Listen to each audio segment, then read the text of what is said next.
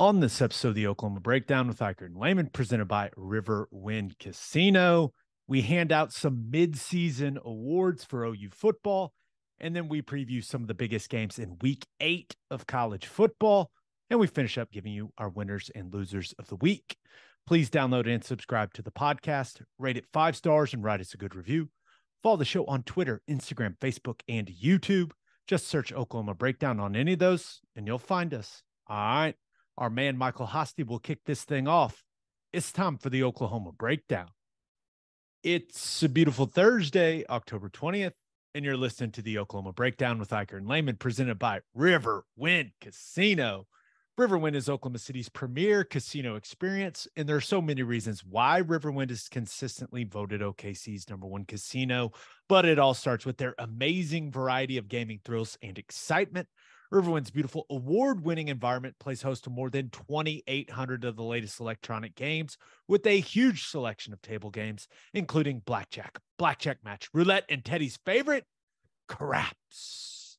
No matter what your game, Riverwind has it in spades and hearts. And to learn more about their gaming promotions and entertainment options in the month of October, visit riverwind.com. Go gamble at Riverwind, people. Come on, it's fun. Riverwind Casino, simply the best.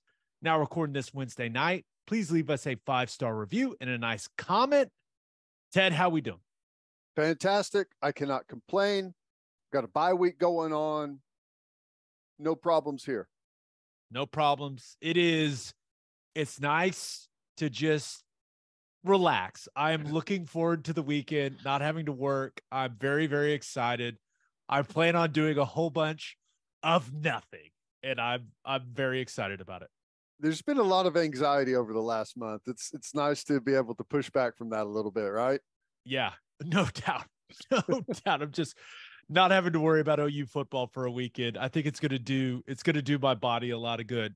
Now, one programming note, and this is different than really anything we've ever done.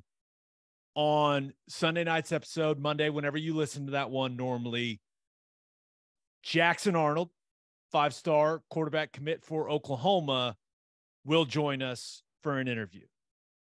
And full disclosure, we've already recorded it, so we know it's going to happen, and we've recorded it today, but we wanted to save it for that episode. So you guys have that to look forward to.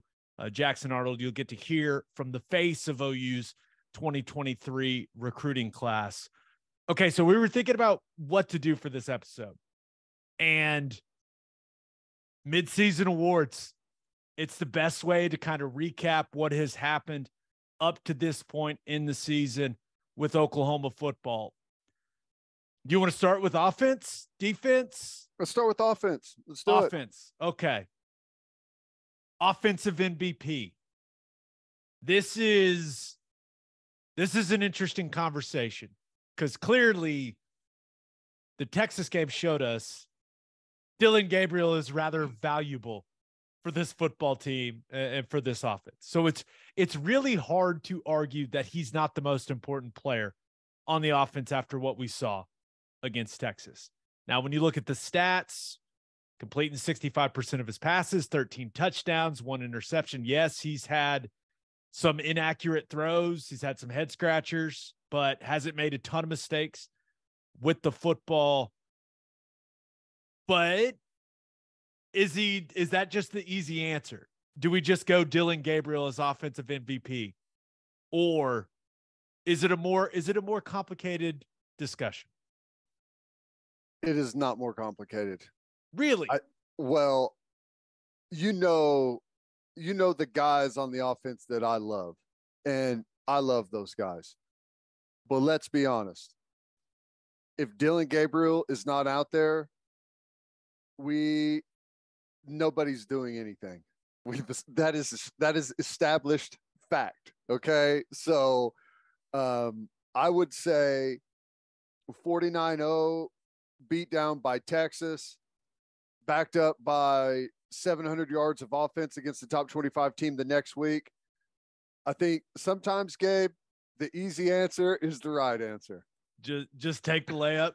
just take the layup. So maybe this is the better way to put it. So he's the most valuable. right? Mm-hmm. He's the most crucial, the most important, whatever word you want to use. So maybe this is a better discussion. We'll give Dylan Gabriel offensive MVP, right? Mm-hmm. Who's been the most consistent player offensively? I think that's a different discussion. And it's hard not to give that to Braden Willis. 100%. I think you've got to, you got to talk about Marvin Mims, right? 32 catches, 542 yards, 3 touchdowns. He's also, there's been a lot of times he's been open. The ball just hasn't found him. Eric Gray, I think, is a guy that's been really consistent. He's getting better, right? You look at the stat line, 695 rushing yards, averaging 7.2 a carry, which is incredible, which is awesome. 5 touchdowns. He's got 14 catches for 105 yards. And it feels like, he's finding his groove, but Braden Willis is the only answer for most consistent, right? There's no question about it. And here's the way I would make the argument. And some of this is like for Marvin Mims, his position, it's just kind of how it is. But, he's reliant on Dylan Gabriel, right? What do you have? 1 catch for -2 against Texas. The game against TCU was not a great game for him. Eric Gray has been fantastic. He's averaging 7.2 yards per carry. But if you go and look at those statistics, his 2 worst games were TCU and Texas whenever Dylan Gabriel's not in there. Whenever you don't have a vertical passing attack, the running game is going to suffer some. But Braden Willis, the blocking, the effort, the focus, what he brings off of the field. I don't think I've complained about Braden Willis about anything that he's done. And I'm not trying to say that he's been a perfect player this season. That's not the case. There's blocks that, maybe he missed, or maybe he got beat, or, there's all kinds of those things. And that's just football. But there's one guy, in my opinion, on the entire football team that is the exact same player, no matter who the opponent is, no matter what the score is, no matter if your quarterback's playing or not, and that is Braden Willis. I completely agree. I don't know how many more good things we can say about him. And you look at like the stats, like 20 catches.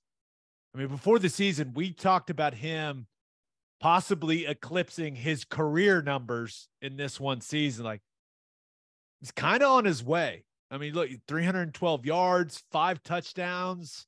And getting stronger. And I think gaining confidence. Yeah, the football gods pay it off, right? When you block your ass off, whenever you play like your hair's on fire every single time you're on the field, it's going to come back to you. It may not be as soon as you want it to, but it's going to come back, and it has. And like the 2 of the catches he had Saturday against Kansas are just incredible plays. The one on the goal line, he stole an interception from that guy.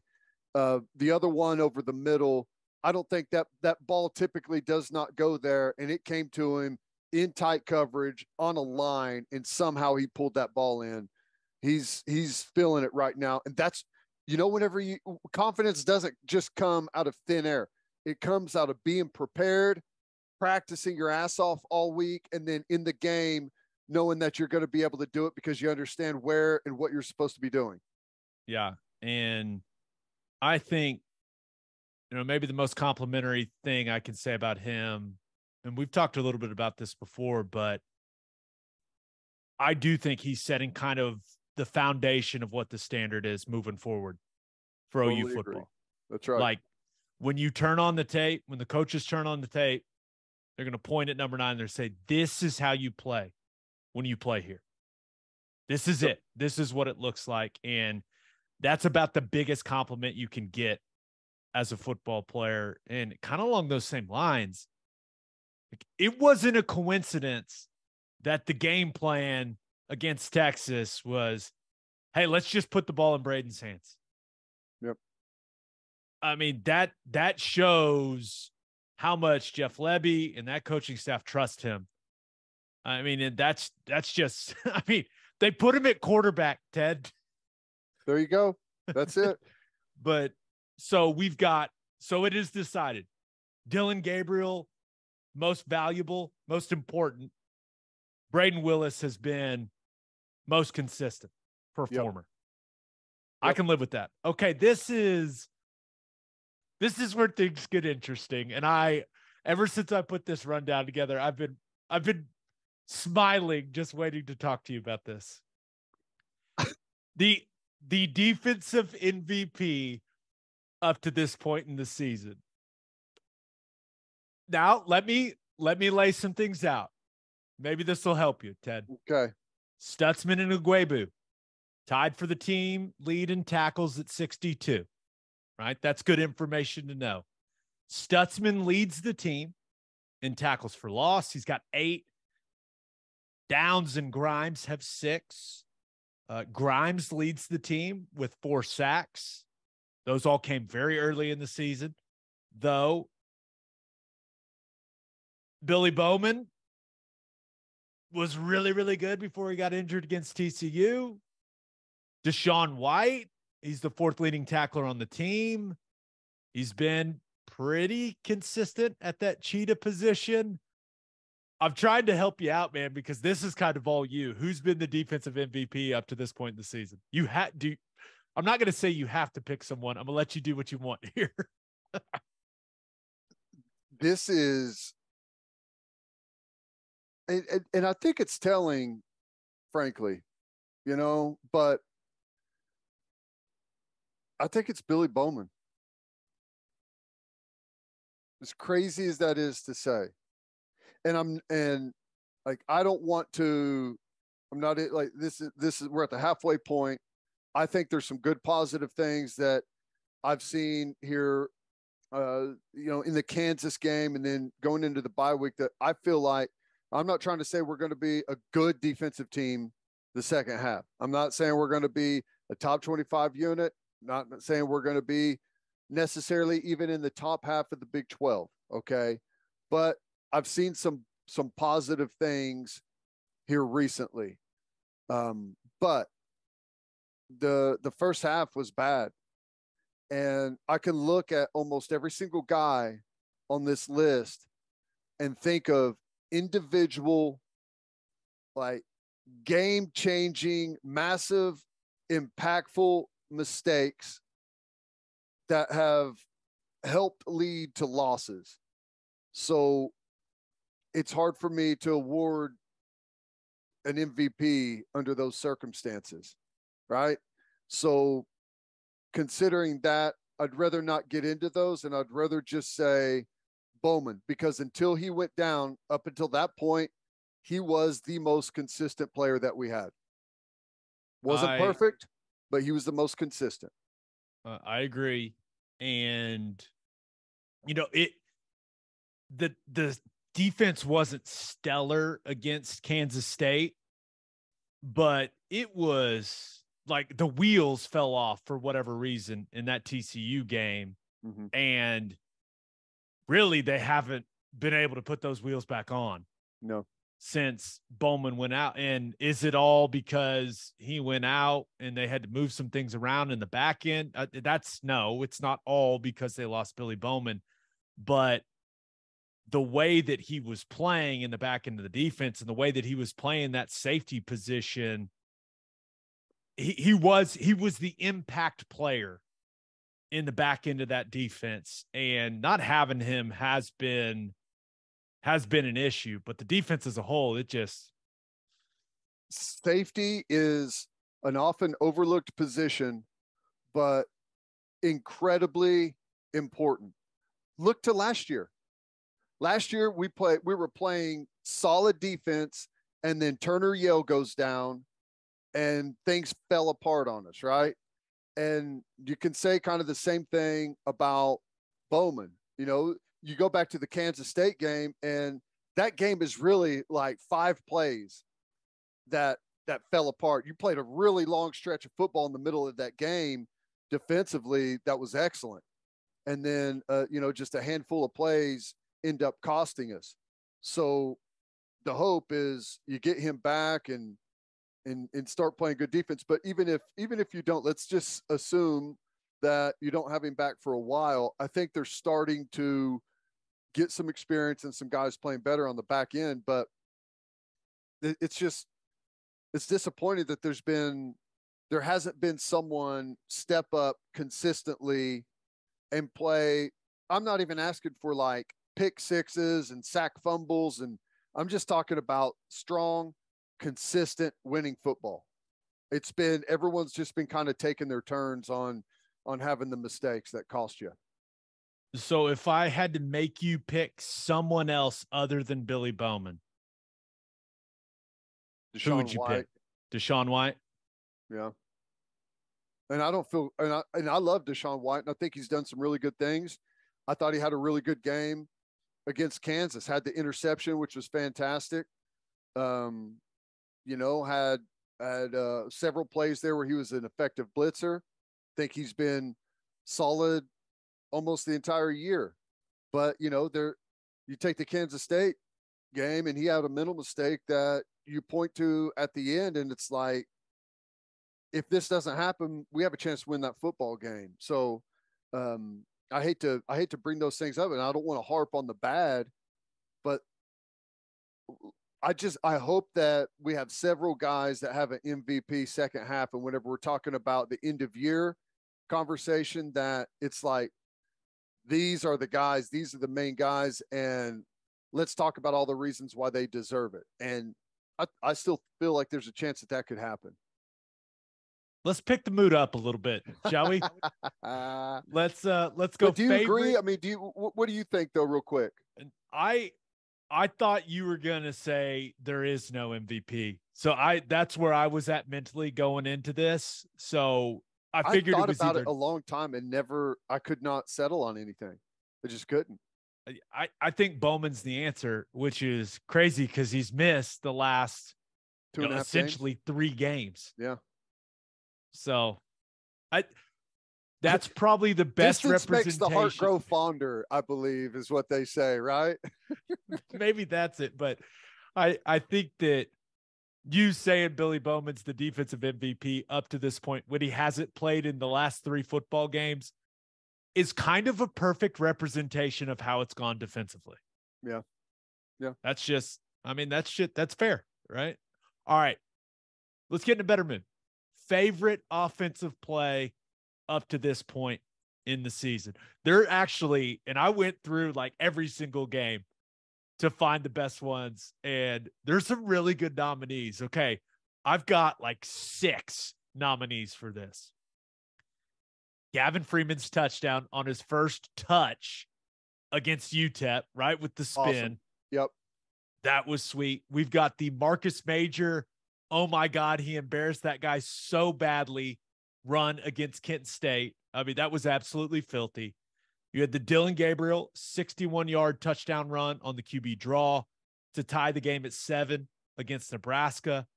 The double pass against Nebraska, Braden Willis to Marcus Major, to just kind of really put the nail in the coffin for the Cornhuskers. In that was to put OU up 28-7 in that game. The Drake Stoops touchdown versus Kent State. Right. The shoe comes off, slow-mo, dive. That was awesome. Just an incredible shot there. And this is a play I'd kind of forgotten about.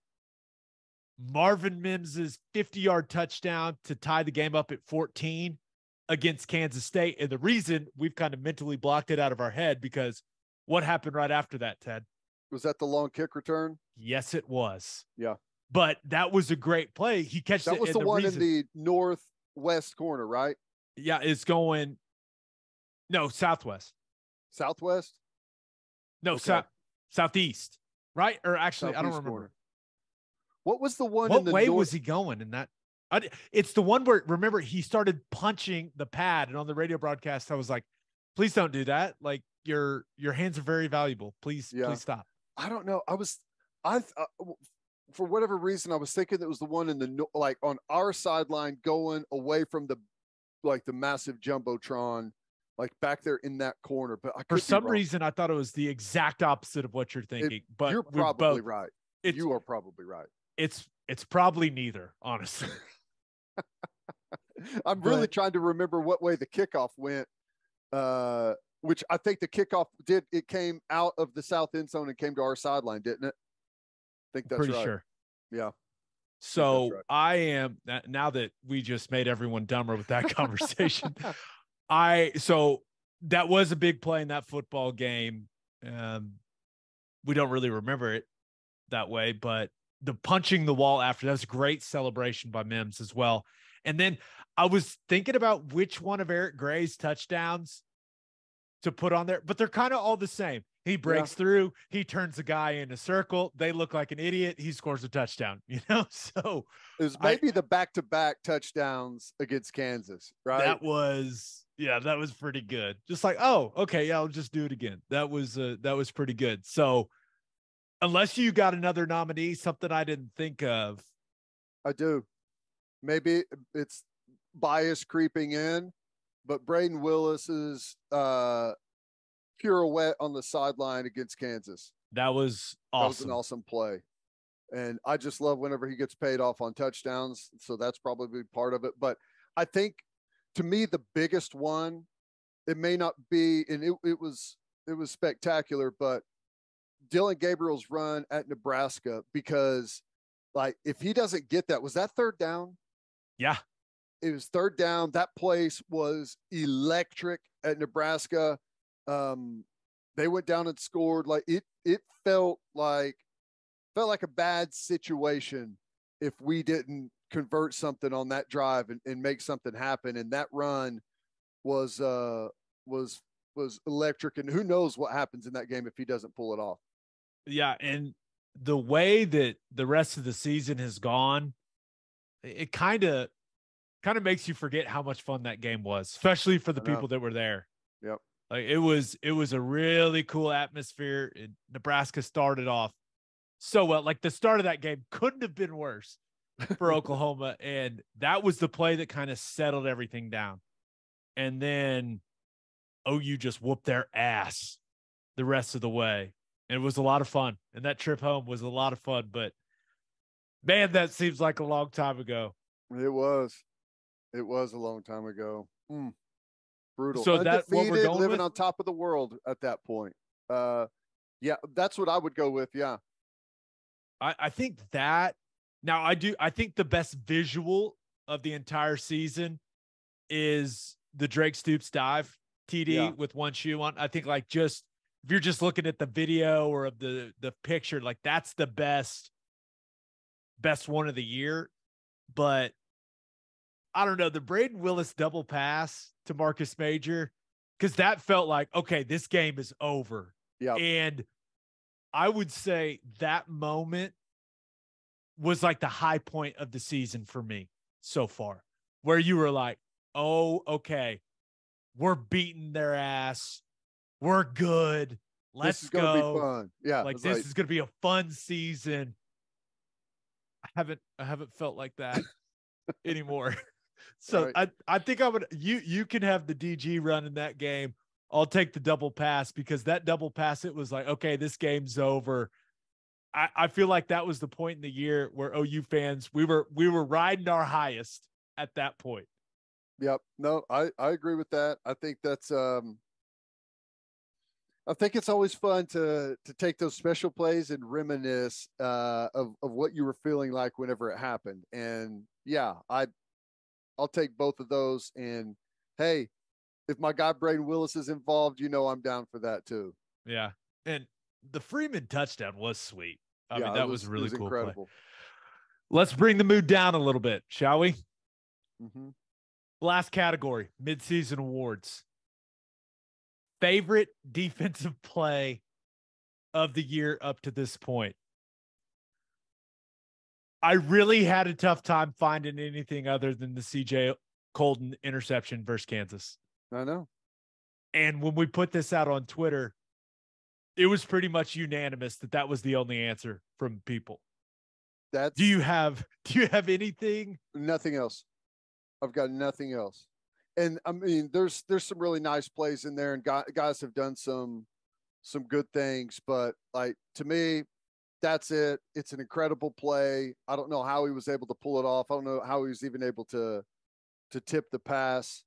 But whenever it happened, I'll tell you, the Nebraska game, you felt good. Like, whenever that happened in the Kansas game, I felt like it wasn't just that play, but it felt like, okay, we can resurrect the season here, you know? So that's the play I would go with. The only other thing I could think of was Reggie Grimes' sacks versus UTEP, which feels like forever ago. But remember, his grandma with the cancer treatment in attendance, like that, the storyline there was fantastic. Like watching him celebrate with the type of emotion that he did. That was a really, really cool moment, I thought. But other than that, I really couldn't think of anything, man. There hadn't been a lot, and that's the nature of it. That's where we're at. And, you know, it's just the nature of defense doesn't lend itself to a bunch of plays that just remind you of like how great it's been. A lot of times, some of the best plays are a guy beating a tackle, forcing the quarterback out of the pocket, throw it away on third down, and, you know, we win the football game, you know? So there's only been a handful. Like, we've had opportunities and couldn't pull them off. Deshaun White had an opportunity for a pick six against TCU. Couldn't pull that off. I mean, Key Lawrence had an opportunity for maybe 2 big interceptions against Kansas. We didn't pull any of those off. So it's been tough and it's been frustrating, but the CJ Colden interception was, I mean, it's super impressive. Yeah. I guess the only other thing that, you know, really brought a smile to my face defensively so far this year is like Isaiah Coe's had a couple where he just absolutely dominates an interior lineman, removes him, and then has a TFL. He's had a couple of them, and I'm like, yeah.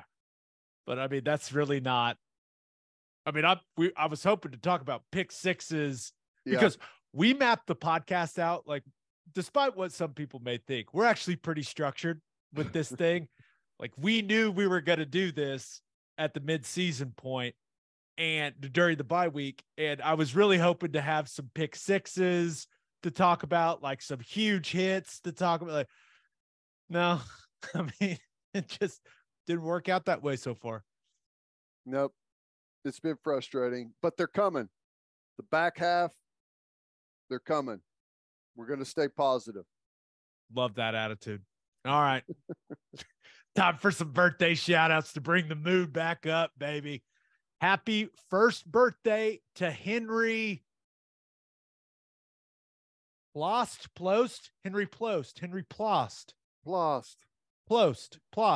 Sorry, Henry. You're one. You won't remember this.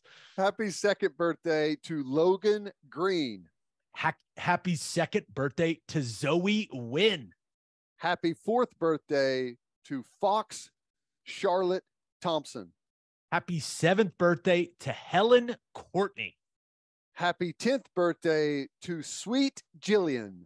I believe they wanted Sweet Jillian to the tune of Sweet Caroline. So could you happy 10th birthday to Sweet Jillian. Nailed it.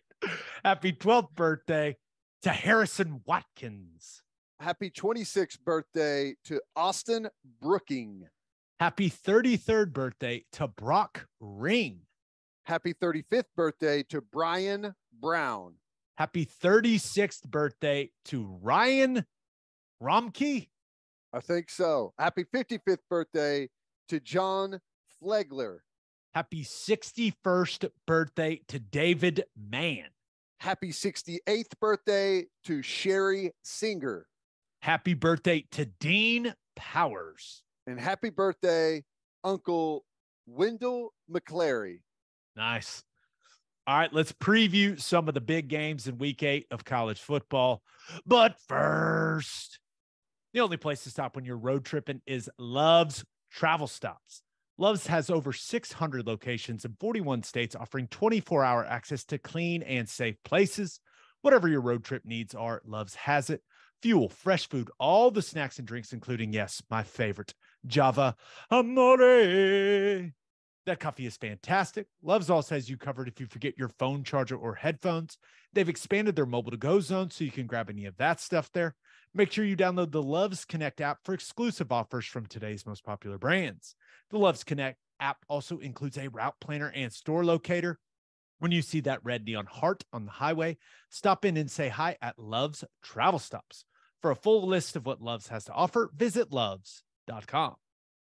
And Opolis Clothing is the exclusive home for all of our Oklahoma Breakdown merchandise. If you want to live your life in buttery soft comfort, go to opolisclothing.com. That's OPOLIS clothing.com. Use promo code TED, TED, for 10% off your entire order. You still get a discount on all the OU and OKC Thunder gear as well. That's opolisclothing.com. Use promo code TED for 10% off. Buttery soft and 10% off. And make sure you send your kids to Bishop McGinnis Catholic High School. Bishop McGinnis Catholic High School has a long tradition of educational excellence. With a 12-to-1 student-to-teacher ratio, no student is overlooked. Bishop McGinnis's college prep curriculum offers 22 AP courses. There are numerous clubs and organizations for students to join. As a proud member of the OSSAA, there are 14 sports offered. If you want to provide the best possible educational and spiritual development for your children, contact Bishop McGinnis Catholic High School or visit bmchs.org. Remember, financial aid is available. Week 8. Couple big games. Pick 3. First one. Love them. Number 20, Texas, travels to number 11, Oklahoma State. This game will be 2:30 on ABC. And Texas is currently a 6-point favorite. 6.5-point favorite in Stillwater. Whoa.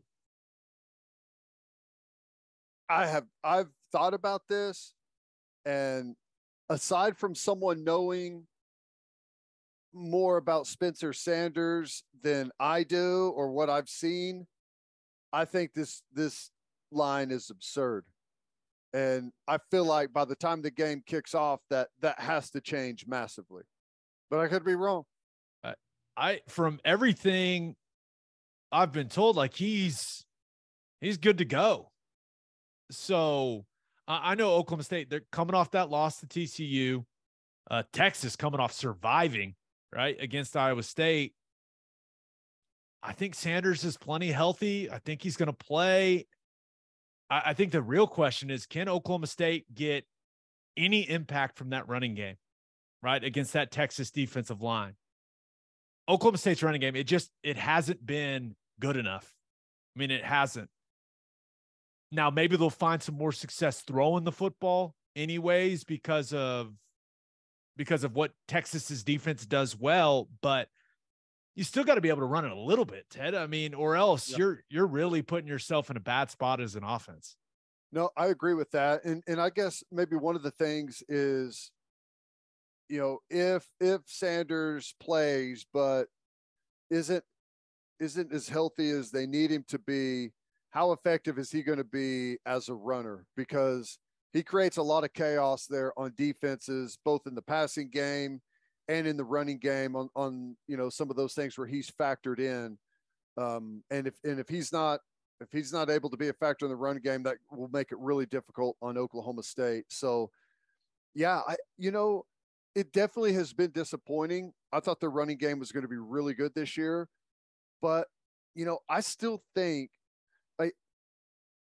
I think there's definitely ways to run the ball against Texas, and going right at the teeth of their defense. That interior is probably not the best way, but I don't think their edge guys are all that good. And I don't think they tackle all that well necessarily on the perimeter. So I think there's some yards to be had against Texas, but Oklahoma State's going to have to be really dialed in to be able to do it. And, you know, I do think that the health for Spencer Sanders could factor into the running game for sure. Yeah. In Oklahoma State's defense, they got to show up, right? And I know they're not as good as the group last year. I get it, but they got to play good football for them to win this game. And mean, Texas is going to move the ball, right? You look at how that offense is playing right now with Ewers and all the weapons, right? Bijan, Worthy, Sanders, Whittington, like they got guys. But Oklahoma State's defense, they've got to force Texas to kick some field goals in this game because that group's going to move the ball, right? Between the 20s, they're going to move it. But can they, and I hate to use the term bend but not break, but that's kind of what Oklahoma State needs to do in this game. They need to buckle down in the red zone. They need to force Texas to kick some field goals if they want to win this football game. But that has not exactly been the strength of Oklahoma State's defense so far this season. But it needs to be on Saturday if they want to get this win. Well, here, to me, I think this is the biggest factor or thing to look at in this game. And I do agree with you on that. Like, get off the field, just don't let them in the end zone. Get off the field. Texas is going to make plays. We know that, right? With the skill group that they've got, they're going to make some plays. Just don't let them be plays that turn your lights out. But here's the thing. Oklahoma State, this is the toughest game that Texas will have had by a long shot, other than the Alabama game. But even with that game, here's the thing. Because was the Iowa State game, was that an 11 a.m. kick? It was, yeah. Right? So you're on the road against Iowa State, who... No. That game was in Austin. Oh, it was in Austin? Okay, why do I keep thinking that game was in Iowa State for some reason. But, which proves my point even more. An Iowa State team that's winless in conference. You played West Virginia at home. Even the Alabama game, you're at home with the crowd. Like, that atmosphere was fantastic. You play Oklahoma at the Cotton Bowl, but we don't have our quarterback. All right, they're going into a damn hornet's nest with Oklahoma State being ranked number 11 in the country.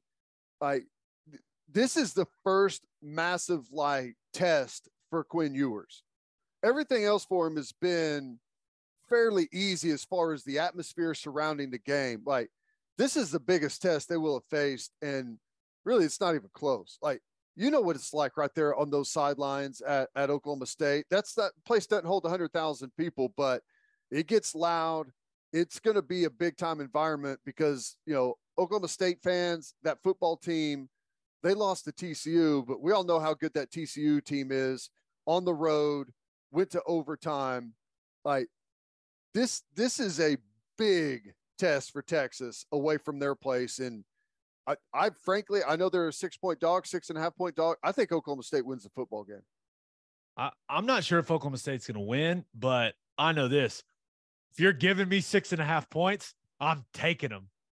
You kidding me? And I do think, Oklahoma State's defense, that defensive line, especially those edge guys, that's the strength of that team. Those guys need to step up. They need to make they need to have some game-changing plays in this game. Whether it's Colin Oliver, Brock Martin, whoever. Those guys, they got to make some game-changing plays in this one. And we'll see. But, I'm excited for that game. I can't wait to watch that one. No, it's going to be fantastic. All right. At the same time as that game, you can flip it over to Fox, where you'll see number 9 UCLA taking on number 10 Oregon. Oregon is currently a 6-point favorite at home there in Eugene. And I'll admit it, Bo Nix has been really good lately for Oregon. Yep. He's been really good. Dorian Thompson-Robinson has been even better for UCLA. But both guys, they've been really, really good. So I feel like someone's going to really make a mistake, right? I'm not sure which quarterback it's going to be, but there's going to be a critical quarterback mistake in this game. I feel like both guys are due. But, Ted, both of these teams, it's about running the rock. Both top 20 in rushing offense. I think Oregon's 10. I like Charbonnet for UCLA a little more than I like Bucky Irving for Oregon, but both guys are really good, and these run games are fun to watch. And the best thing about them, physical style from both of these teams. This is going to be a fun game. Nope. I totally agree. I think quarterback play is going to be absolutely critical. DTR has been fantastic. What he brings in the running game is excellent as well. UCLA's offense gets a lot of attention, and rightfully so, but defensively, they're pretty good too. Like, they got some guys across that line of scrimmage and in that front seven. I've been impressed with them. But yeah, like Oregon, the atmosphere is going to be incredible. They're a tough football team. I think UCLA wins it though. I do. You and I are high on UCLA. I know. Maybe I'm. Ever since we laid side by side, not directly next to each other, but in our full-size beds. What was that? Fort Worth, and watched UCLA together. We've been high on the Bruins. Yep, they're good. They got some dudes now. That team, they look legit. It's not smoke and mirrors. It's not like they're just, running some Chip Kelly offense that nobody knows how to defend. It's like in your face football, physical running game, physical defensive front seven. They got some big dudes on a bunch of different positions on that team. Give me UCLA. And, maybe it's not fair, and I know he's been good, but I still don't trust Bo Nix for whatever reason. That's fair. I mean, we've got a large body of work that says, hey, don't trust this guy when you're playing good teams. But I think everyone's expecting a lot of points in this game, and they should be. I think this is going to be a shootout, and it may come down to we're focused on those running games, right? It may come down to who can make a few big plays in the passing game. Sure. Whether that's Jake Bobo for UCLA or Troy Franklin for Oregon or whoever, who knows? But that could be the difference. Well, you know what I say? If you think a game is going to be incredibly close and you can't pick it, typically the deciding factor is special teams. You look at Tennessee, Alabama. They try to pick up that punt, missed a field goal late. Alabama loses the game. If games are that close, like, the deciding factor a lot of times happens in special teams. And I know nothing about either one of these teams' special teams units. That's fair. That's more than fair. But I do think it's going to be a close football game. If I had to choose, I'd take those points, right? I think it's going to be field goal type football game. So I'd probably take UCLA in the 6, but hopefully it just delivers, right? Because this feels like a game that's going to be really, really good, and the Pac-12 needs it to be good because it feels like the marquee game of the year for the Pac-12 conference so far, and I'm hoping it delivers. All right, last game. And the one they had last week, that was a pretty good one too. I know, man. It will be really hard to live up to what we got from UCLA and Utah, but this game, for whatever reason, maybe it's because of how the season's kind of gone for Utah, this one feels bigger to me. Does it? Am I wrong there? Well, they're both top 10. I know USC was Utah 20 or something like that. Yeah. In that game. So just like ranking wise, it is for sure. Yeah, and it feels. I believe the winner of this game has a really good chance to make college football playoff. Are people just going to forget what happened in week 1 to Oregon? I guess, if they run the table and they're a 1-loss Pac-12 champ, they've got a great chance. Yeah. Especially with what the Big 12 feels like it's about to do to itself. Yeah. But you may be right. Maybe it's just if UCLA wins. I don't know, but can you overcome that one loss? Here's the thing. It was they have not looked the same way since then. That was to the reigning national champ, basically a home game for them. Your head coach's first game out. I think if they really want to, they could look past it, but I don't know. You bring up a good point. I just think that when you look at the landscape of college football right now, a 1-loss Michigan, with their only loss being to Ohio State, is in over 1-loss Oregon. And I think whether it's, Georgia or Tennessee, right, coming out of the SEC East, if one of those teams only has one loss and and they don't play in the SEC championship game, I'm thinking either one of those scenarios, that team goes instead of Oregon, because a lot of people are like, hey, we've already seen what it looks like when Oregon plays an elite team. All very true. Here's the one thing that I'll push back on. I wish it was about putting the 4 best teams in to see who wins it. But it's obvious, even with some of the stuff that we've seen recently go on, they are they need the West Coast offense, or a West Coast audience rather, to be engaged in what's happening in college football. And if you just have 2 Big Ten teams, like, you already capture that audience. If it's Ohio State or if it's Michigan, you already capture the SEC, no matter who's in the thing.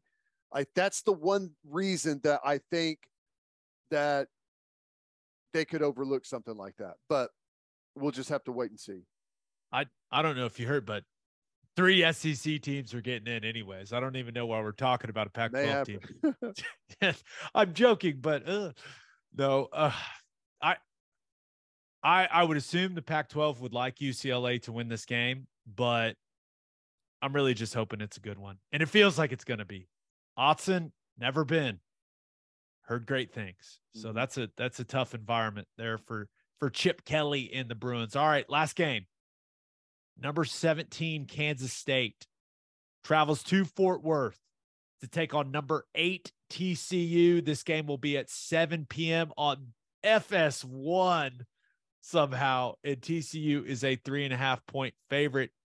And Ted, I'm interested to get your thought on this. I think this is a tough spot for TCU, right? You're coming off back-to-back grinds, right? Tough game in Lawrence, right? Emotional game. That was a wild environment, right? Remember, game day was there, the whole thing.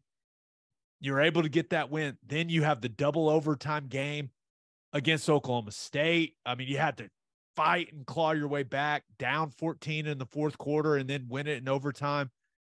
And all of a sudden, a recharged Kansas State is coming to town, coming off a bye. Mm-hmm. This is not an ideal situation for the Horned Frogs. It's really not. And here's the thing with me. All right, we know exactly what Kansas State is going to try and do in this football game. They've tried to do it to Oklahoma for a decade. They're going to slow it down. They're going to grind it out. They're going to be super smart and conservative with the football. They're going to have a physical, nasty run game, tough run game, stress your defense, keep your offense on the sideline, out of rhythm. And they're going to play good, solid defense. They're going to make you earn absolutely everything that you do. And then at the end of the day, you're going to look back and they're going to have won the special teams battle as well. And all that stuff travels really well on the road, right? They're not going to make Adrian Martinez have to do anything incredible. And, Max Duggan, I think, has been excellent. But this is the type of game where you're used to going up and down the football field and you're not out there a lot. Time of possession is just ticking away in Kansas State's favor. And you feel like you got to go out there and make something happen and press, and you make a mistake. There's a lot of reasons to think Kansas State has a chance to go in there and win this football game. Yeah, and so I talked to Adrian Martinez earlier this week. I kind of asked him what was something he thought the offense as a whole for Kansas State could improve upon moving forward this season. And he mentioned, like, the first thing with no hesitation is, like, be more aggressive. So I'm kind of interested to see what that may look like. That means just run it a little bit harder, Yeah, just like, that's kind of what it's like. More aggressive. You mean just run it more, or no? Like, but be more aggressive when you're running the football with it in your hands. That's but it is. I'm really excited to watch Kansas State's defense go against that high-powered offense from TCU. Right. I think Kansas State, Iowa State's playing really, really good defense. I think Kansas State's right up there in the discussion for the best defense in the conference. And I know Quentin Johnston has been the story lately for TCU. He's been fantastic these last couple games. But I really think when you go back and you look at the second half of that win against Oklahoma State, the biggest difference was they could run the football with Kendre Miller. They got the run game going, and everything kind of built off of that. So that run game for TCU, I think it's essential in this one. And especially like if Kansas State wants to shorten the game, so be it. You can't get too caught up in that. Like Garrett Riley, he can't get away from the run thinking, like getting too nervous. Hey, we got to go score. We got to go score. Because when you're playing Kansas State, like that's what you're thinking on the sideline. You're like, we got to get out there. We got to make a play. We're only going to have the ball 9 times. It does mess with you a little bit, but I think this is going to be a fun football game. Right. I think this is going to come down to the last couple of possessions in the fourth quarter. And I will not be surprised at all when Kansas State wins on Saturday. It just feels maybe it's just setting up too perfectly for them, but I don't know. It just feels like a Kansas State game where, yep, they're going to push TCU's defense around, and they're going to, the game is going to be, it's not even going to last 3 hours, and they're going to win. That's how it feels to me. Yeah, it's one of those games where you're TCU and you walk out of it. It's like, what the hell just happened? Like, is it the second half coming up, or no? That it's over, buddy. Yeah, this does feel like a really good spot for Kansas State. TCU also, man, like, hey, top 10. Been a while since they've been ranked that high. Does some of that start to factor in a little bit now?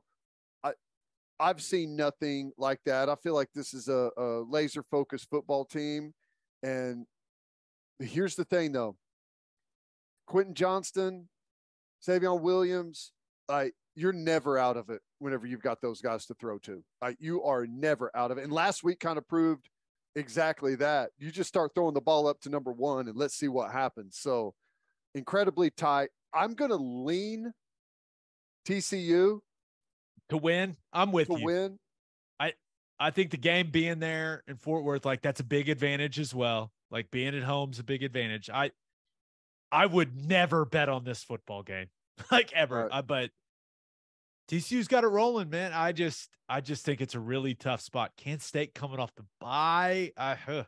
Part of me feels like I'm leaning towards TCU winning a tight one, but I feel like the other scenario is not Kansas State winning a tight one. It's Kansas State winning fairly comfortably. Like Kansas State by 17. Yeah, something like that. You know what I'm saying? Like once you get TCU behind and predictable and where they're pressing, I don't know, but that's what you love is games where you're not sure exactly what's going to happen. And we saw the atmosphere at TCU Fort Worth. It was fantastic for that OU game. Night game down there. It's going to be bumping. It's going to be a lot of fun. Yeah, that's going to be a fun watch. All right, let's finish up with our winners and losers of the week. But first, it's football time in Oklahoma, people, and there's nothing better to drink at the tailgate than Clubby Seltzers. Clubby Seltzers is an Oklahoma company that is already winning national awards because their product is delicious. It tastes exactly like a club special, but it's a seltzer. And they're not just for tailgating either. They're perfect to drink on the golf course, by the pool, after mowing the lawn, whatever. If you haven't tried Clubby Seltzers yet, go grab some. You won't regret it. Clubby's variety pack is out, and they've got some new flavors. They've also got a new can. If you want to find a place near you that has Clubby's, visit clubbyseltzers.com. And attention business owners, you need Insurica in your life. Insurica is one of the country's largest insurance brokers with 30 offices throughout Oklahoma, Texas, and the Southwest. Insurica is able to customize programs by accessing the latest information from many insurance carriers. They compare and contrast coverage offerings and pricing in order to design a cost-effective, comprehensive program to meet your business's specific needs. Insurica's clients become best-in-class businesses by working with Insurica's team of advisors to manage risk. Purchasing insurance is only one way to protect your business. Best-in-class businesses win by avoiding a loss in the first place. If your business partners with Insurica, you'll save huge amounts of money and take back control of your total cost of risk. I'm an Insurica client, and you should be too if your business wants to be best in class. Connect with Insurica at Insurica.com. That's INSURICA.com. As always, Ted, kick us off. Who do you have as your winner of the week? This one's kind of generic, but here's the thing. I'm going with just college football fans because we're coming off of what I thought was maybe the best weekend of college football I've seen in a long time, all the way across the country. You had it all the way on the East in the SEC, all the way in the West in the Pac-12. And then we're coming into this week where there's some more just fantastic matchups that have a lot to do with the outcome. They're not just good games. They have something to do with like the overall outcome of who's going to win the national championship. And I think there's more fan bases engaged right now than maybe we've had in a long time. Tennessee's number 3 in the country. Legitimate shot to win a national championship. Okay. TCU, number 8 in the country. If they could beat Kansas State, they could run the table in the Big 12. Legitimate shot to get into college football playoff. You got Ole Miss. Ole Miss, it's about to get really tough on them. They've got a really tough back half of the schedule, but to be ranked in the top 10, I think is incredible. And UCLA at number 9 with that fan base engaged. Like, I don't remember a time whenever I've looked at a lot of this kind of has to do with the way that, you know, Georgia started the year off great. Now they kind of look beatable. Alabama definitely looks beatable. We saw them lose to Tennessee. Like, I don't feel the separation is there with the top teams. I feel like at this point, you know, just a little past the midway point in the season, I think there's more teams that I feel have a legitimate chance at a national championship than we've had maybe since like year 1 or 2 of the college football playoff. I'm with you. I completely agree. And, you know, while Ohio State has just been killing everyone, they haven't had to play anyone that's very good, right? But when you look at the rankings and what it looks like right now, it feels like a year where a 12-team college football playoff would be awesome. Oh, I know. It does. Like where if only that was in place already, like that. This is the type of year where you go, yes, we need the expanded playoff. How much fun would that be? I know. I think it's great. And ultimately, this is what you want, right? You want to be halfway through the season, and we all haven't thrown up our hands and said, well, it's Alabama and Ohio State in the national championship. Like, just matter who's better on that day, and everyone else is kind of checked out. I don't think that's the case at all this year. I think there's even like I listed off some teams that haven't lost yet. There's some 1-loss teams that are fighting and scrapping right there too. And, you know, it's going to be a little bit more tougher for those teams, obviously. But, man, I feel like this is exactly what you want. Like, if you are, you know, if you're ESPN or you're the college football playoff committee, like, this is what you hope for, where you've got a bigger batch of teams that you feel like have a chance. Now, it's going to sift its way out, right? Oregon, UCLA play this weekend. Like, those things are going to happen, and the pool is naturally going to get smaller. But that's what makes those games bigger, is whenever you have more teams that are there playing elimination games in the back half of the season. It's just, the season has unfolded perfectly for college football so far. I just wish we were involved in it, you know? I know that's the depressing part, is like, man, why this season's super fun and our squad is not. I'm not going to say it's not relevant, because OU football is always relevant, people, but Oklahoma not currently relevant to the college football conversation, or really even the Big 12 championship conversation. It's just really weird. I don't know how to act when OU football's in the spotlight. I know. What do we do? How do I carry myself the rest of the year? I know it. I guess you put on your fan hat, right? It's just about all you can do. Clemson also, like, they look pretty good. And we didn't talk about Clemson. I mean, they got Syracuse this weekend, but that defense can really come together. Seems like DJ Uiagalelei has found some confidence. Like they look like they could run the table out there in the ACC. So I expect them to. The back half of their schedule is not all that difficult. They've kind of made it through the more difficult part. It feels like somehow stayed alive. Yeah. All right. Who do you have as your loser of the week? I had to go with Bama. The hits keep coming. You lose to Tennessee in dramatic fashion. Really handed Tennessee the game down the stretch. You had it right there. It was there for the taking. Just don't make Tennessee kind of handed them the game. And yes, and then they handed it back. You see what I did there? No doubt. No doubt. They've played some odd football. Obviously, they missed their quarterback for a couple of games. There's been a couple of games where they've been heavily penalized. They don't look like the same discipline, laser-focused team that we're used to. And now, on top of it all, Saban's having to answer questions post-game Tennessee. One of their players, wide receiver Burton, number 3, walking off the field. There's video of him striking. That's the word being used, is striking. A female Vols fan, and now Saban's having to ask questions about that. It's just another distraction. There's video out there.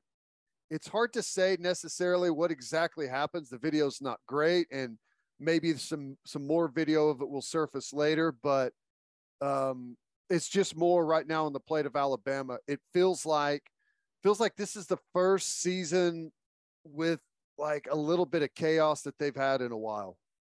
Yeah. And it is the Burton situation, and people that listen to this podcast have heard me talk about when fans come on the field, right? It's like international waters. You are not protected. You are not protected. And I have always said, if a player feels threatened, he has every right to defend himself.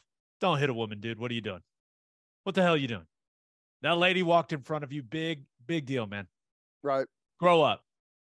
You can't be doing that stuff. Now, if some frat dude comes and gets in your face and is flipping you off and all of his buddies around, yeah, hit his ass. I don't care. Who cares? Right. Yeah. You don't know who my dad is. But shut up. I'm disappointed that Jermaine Burton did that. He didn't need to do it. And he's probably today, he's going, why the hell did I do that? What was I thinking? I mean, it's not, I know the word they're using is striking. Like, I don't even know what he did, but it's like, it looks like he kind of, I don't know, a hard tap to the back of the head. Cause the girl responds to it in the video. You can see it. Like it's not good. Like, yeah. She's like, what was that? Which we all, when we saw the video, what's he doing? Why'd you do that? But, yeah, I don't know what's going to happen to him. I don't know what type of investigation is going on, but just really stupid. Why'd he do that? Yeah. Well, I don't know why he did it. I can't answer that for him. He probably can't answer it either. He's probably like, I don't know why I did that. It's dumb, and it's just it's another distraction. It's another thing Nick Saban's out there talking about. It just kind of piles on to what has felt like an odd season for Alabama. They have yet to look like the team we thought they were going to be this year, and it looks like it's just going to continue to be that type of year. We'll see what happens to them. They don't get it together soon. Who knows what's going to happen in the SEC? That all being said, I would not want to be a Mississippi State fan this week. I know. Yeah. Well, or maybe, hey, or maybe this is your chance. Yeah, maybe. Your chance. They've been messing around with everyone, teams that they should blow out. Now, their quarterback being out has been a factor in that, but still, it has not clicked the way Will Anderson is. You know, it gets tough whenever people block him the way that they have been, but, you know, defensively thought they were going to be way better than they've been so far. Yeah. All right, let's get to my winner and loser. But First Fidelity Bank is a full-service financial institution based in Oklahoma with tailored solutions for all your personal and business needs. Checking accounts, saving accounts, home loans, and much more. They do it all, whether it's online banking from your computer or mobile banking from your phone. Everything is stress-free with FFB. Making mobile deposits, paying bills online, and moving money to different accounts could not be easier. First Fidelity Bank provides free ATMs worldwide, making banking convenient wherever you are. They also give back to the community. FFB donates a total of more than $500,000 to local charities and educational foundations. Make your life easier and go bank with First Fidelity Bank. Visit ffb.com for more information. And if you're a whiskey or bourbon drinker, stop what you're doing. Head to your favorite liquor store and buy some Balcones products. You got to grab some of Balcones Lineage single malt whiskey. It was just voted one of the top 20 whiskeys in the world by Whiskey Advocate, and you'll be shocked by how affordable it is. Also, you got to snag some of Balcones Baby Blue Corn whiskey. It's made from blue corn.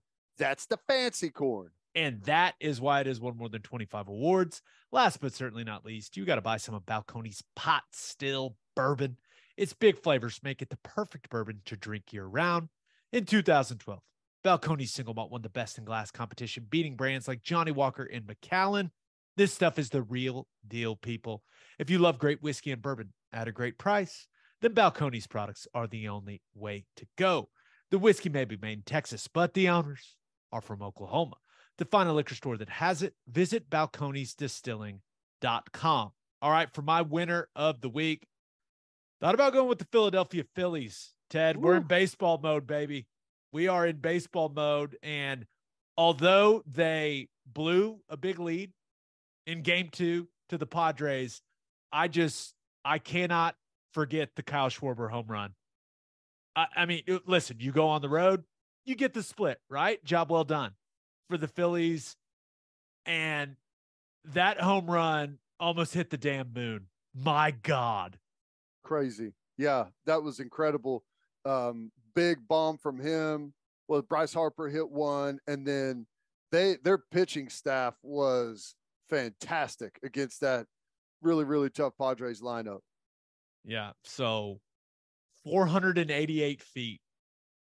And Bryce Harper's face, like when you got a guy who's good at baseball, like Bryce Harper is, reacting to you hitting the ball that far, that's when you know you hit. The dude hit it a mile. It was unbelievable. It was incredible. I didn't see it live.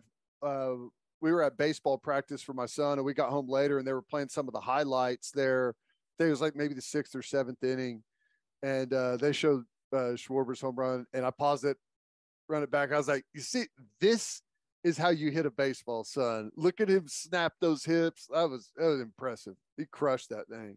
Yeah, my gosh. Also thought about going with Oklahoma City Thunder fans. The NBA's back, baby. Yeah. We are back, and we're actually recording this before the game. So I'm getting mentally prepared for the season. I'm telling you right now, I think they're going to be better than people think. I know everyone is fascinated by the thought of having a chance of getting Wembanyama. I get it. He's an alien. He's incredible. But I think the Thunder might be too good. They might end up winning too many games for that to happen. SGA, Giddey, Dort, all good. Excited to see what we get from Trey Mann this season. Usman Jang, like I am intrigued. I'm very intrigued. So there's even Poku buzz. Ted, come on now, man. Are you in Thunder mode? Let's do this thing. I may be forced to be in Thunder mode a little bit earlier than typical this year because of the nature of our football season. I hope they're good enough to where they have to shut down SGA with a phantom injury, in early spring. Just be like, no, we got to lose some games. He's going to be out for an extended period, and we really don't know why. I think that strategy is out the window now. Yeah.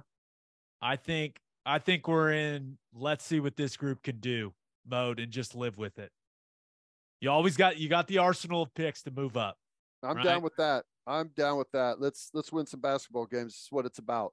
And let's always remember, if you're going to lose a lot of games, be entertaining. That's right. And I think this team's going to be really entertaining. So I'm excited. But my winner of the week, and this is just an absurd story. We don't talk much about wrestlers on here, right? It's not really our thing. No, we do talk about, hey, don't mess with wrestlers. Befriend them, right? Life strategy of both of ours. But My win of the week, Northwest College Wrestling. In particular, wrestler Kendall Cummings.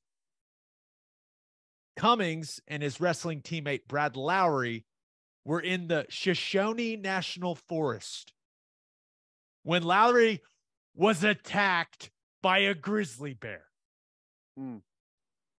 And it sounds like the bear hit Lowry with the old 2-point takedown and then pinned his ass. Like, got him. We're like, this thing's over. Are you telling me we finally found a match for a collegiate wrestler and it happened to be a grizzly bear? Correct. But Cummings, guy didn't run, didn't panic. What does he do? He goes and starts kicking the bear and grabbing its fur and trying to get the bear off. And it works. He pisses the bear off, but then the bear focuses on him. And the description, and what I was watching it with my wife, what was it, Today Show, Good Morning America, one of those. And the description he gave of this was terrifying. He was like, yeah, well, then the bear just kind of pushed me with its head and pushed me up a tree and like pinned me against it. And I was just like, oh my God. But bear attacked him a couple of times. Two of their other teammates, though, come help out. I guess one guy's like trying to distract the bear, making a bunch of noise. But dude, the guy, he sacrificed. Now everyone's still alive, right? They end up getting off the mountain. But if you want to know how crazy wrestlers are, this dude was like, nope, I'm not running. I'm going to get this bear to attack me instead of my buddy. It's crazy. Grizzly bears are,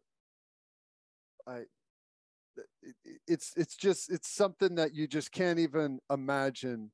We're talking 1,500-pound animal that will kill you, crush you, and eat you on the spot. It's not like you've entered into like caveman days whenever you've been attacked by a grizzly. And typically there's not a whole lot you can do except for hope that they get bored and move on to something else for whatever reason. But thank God he had his teammates there. That could have been really nasty, and I'm sure it was really nasty anyways. But what an incredible story. He owes his teammates and that one teammate specifically for his life. You talk about creating a bond. I mean, do you think we can find any futures on how to bet on Northwest College to win? I don't know what, but win something. Like that's a bond that leads to championships right there. Yeah. Well, I don't know. It sounds to me like they may be out 2 or 3 of their wrestlers for the rest of the season, honestly. But yes.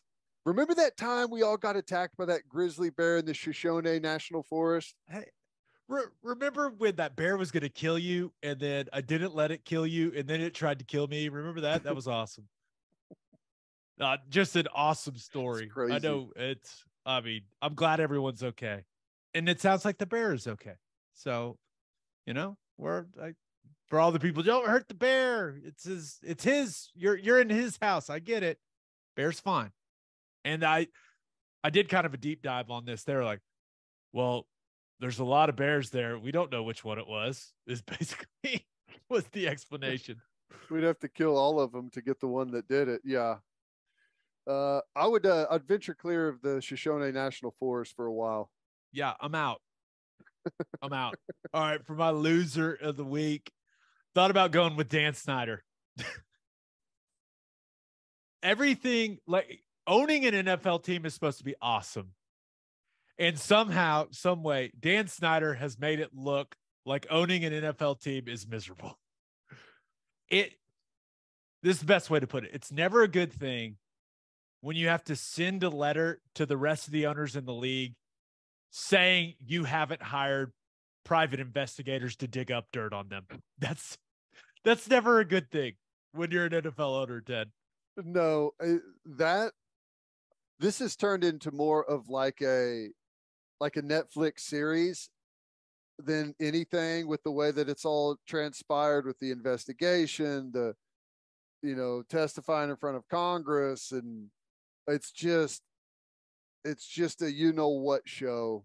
And I think all the other owners have had it, and we'll see what happens with it, man. It sounds like he's not going to back down, but man, you get enough of that group on the other side of you. It's only a matter of time. Well, Jim Irsay is like, hey, you guys all know about all the crazy stuff I've done. So yeah, I'll be the one to say, hey, yeah, let's remove this guy. I loved that. It's like, yeah, I think there's merit to remove him. And everyone's like, oh, does he not have dirt on Irsay? Oh, wait, it's all, we already know dirt it. on Irsay. Yeah, but it's interesting. But for my loser of the week, I got to go with Draymond Green. And it has nothing to do with him only having 4 points in that opening night game against the Lakers. And it was ring night for the Warriors. It's got to be an awesome experience. It was a celebration. And they smacked the Lakers in that game. And the Lakers, they aren't going to be very good. This just in. But this is why Draymond is my loser of the week. We as a society have very short memories now. It's like something, we read it, oh my gosh, we react strongly, and we move on to the next thing. And we'd pretty much moved on from him knocking Jordan Poole out. But then, like leading into the game on Tuesday night, TNT runs this like dramatic mini documentary. I don't even know how to describe it, with Draymond talking about him punching Jordan Poole. It was so weird. Why did he do that? I don't know. Why did they do it? Why? I don't know. Were they taking the side of? I didn't see it. So what? How was? What no, was it was him basically just or? Like, so you know, when you're in the documentary, you got like the single shot camera, right? It's like, hey, you know, something emotional is about to go down. You can see the lighting in their eyes, like they're so close, you know? Mm-hmm. It was that shot like the whole time. And it was him talking about how it was so weird. It's like, he was talking about the upside of the world seeing him at one of his worst moments. And I was like, what upside, dude? Like, there's no upside to what you did. Like, especially you're looking for a new contract. Explain the upside to me. I wish I could come up with an upside of that. And like, then there was the whole world seeing like how bad you are behind closed doors. Yeah, that's not a good thing. And then there was a bunch of shots of him like in slow motion with his kids. It was bizarre, man. I did not understand it. I don't know what they were going for, but I can assure you of this. If it was to get me to feel bad for Draymond Green, they failed. They almost, like, the way it was shot and structured, it made it seem like they wanted you to feel like Draymond was the victim somehow. It was completely bizarre. Yeah, that's what I'm saying. Like, I don't know why they would do that to have some type of spin on it. I don't know. Right. Bad advice from whoever his publicist is in this day and age. You just shut up and move on and wait for everyone else to go squirrel, and they're on to something else. Yeah, we would have been talking about the wrestlers getting attacked by the bear. Right. Yes. We would have focused way more on that. And that's the thing I don't get. He just, like, that, it was on its way to going away. And you know what? Let's run this big feature before we have this celebration as an organization. Everything about it was completely bizarre, dude. Fascinating. He did wear a sweet, shiny green suit into the game, though. I was very jealous. There's no way I could pull it off, but I'll tell you this, it looked expensive. I mean, so expensive. I'm sure it was. All right, let's enjoy a bye weekend, shall we, sir? Let's do it. Episode 259 in the books. We'll have a new podcast that'll drop Monday morning. Just a reminder, 5-star quarterback Jackson Arnold will join us for an interview. You can hear Teddy from 3 to 6 on 94.7 The Ref. You can hear me from 2 to 5 on Sirius XM Big 12 Radio, channel 375. Hope you all have a great rest of your week. Have an awesome weekend. Enjoy the bye weekend, people. And until next time, we appreciate y'all for listening. Do what you always do, Oklahoma. Take care of each other.